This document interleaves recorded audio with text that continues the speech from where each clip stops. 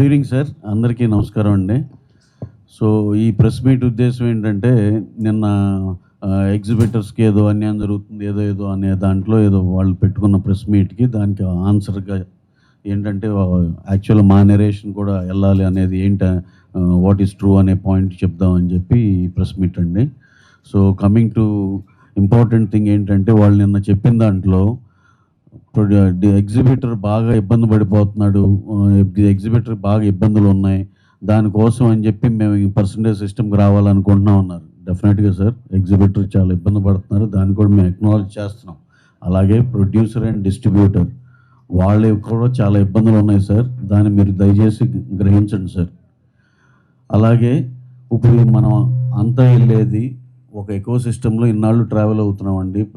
Producer, distributor, exhibitor అనే దాంట్లో ఈ విధంగా అందరం ఒకరికొకళ్ళు ఒక స్టేజ్ నుంచి ఒక స్టేజ్కి వస్తుంది సినిమా, అక్కడి నుంచి ఎగ్జిబిటర్కి వస్తుంది. ఇది ఒక ప్రాసెస్గా రన్ అవుతుంది ఏళ్ల తరబడి. ఇవన్నీ అందరం కలిసి ఒక యూనిటీతో ఒక పద్ధతిగా వెళ్ళి మనం ఈ విధంగా చేయగలుగుతున్నాం. కానీ ఇక్కడ ఇప్పుడు వచ్చే ప్రాబ్లం ఏంటంటే, ప్రొడ్యూసర్ హ్యాపీగా లేడు, డిస్ట్రిబ్యూటర్ హ్యాపీగా లేడు. నా ఒక్కడికే ఏదో బెనిఫిట్ తీసేసుకుని వెళ్ళిపోతానంటే విచ్ ఈజ్ నాట్ కరెక్ట్ అండి.